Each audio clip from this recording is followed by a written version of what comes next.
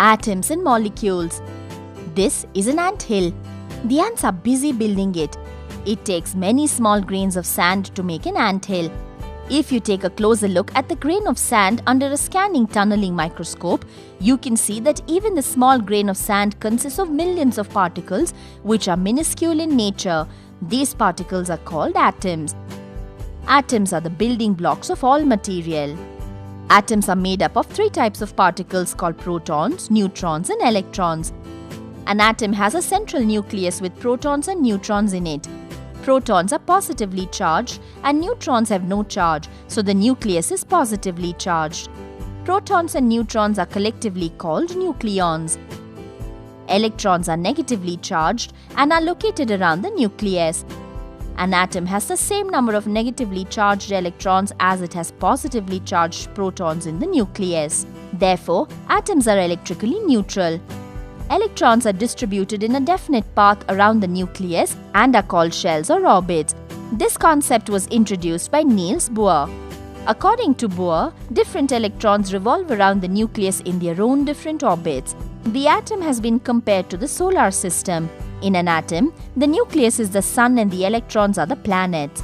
Just like planets in the solar system, each electron revolves around the nucleus in its own different orbit. The orbits or shells are represented by the letters K, L, M, etc. The maximum number of electrons present in a shell is given by the formula 2n square, where n is the orbit number of energy cells. The first orbit or K shell can have 2, the second orbit or L shell can have 8, and M shell can have 18 electrons, etc. The electrons present in the outermost shell of an atom are called valence electrons, and the shell which valence electrons occupy is called the valence shell. A molecule is in general a group of two or more atoms that is chemically bonded together. Atoms combine chemically by external forces such as heat and light. This leads to the formation of molecules. During the formation of a molecule, atoms lose their valence electrons or gain electrons from other atoms.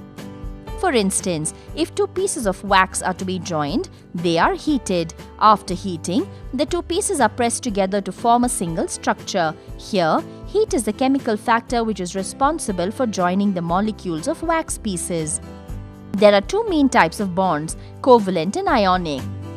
If a molecule is made up of atoms of the same element, it is called a homoatomic molecule. If the molecule is made up of atoms of different elements, it is called a heteroatomic molecule. Things to remember. Building blocks of matter that we see in the universe are atoms. Protons, neutrons and electrons constitute an atom.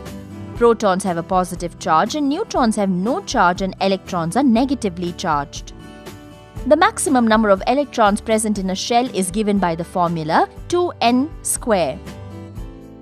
A molecule is a chemical bonding of two or more atoms. Bonds are classified as covalent and ionic. There are two types of molecules, homoatomic and heteroatomic.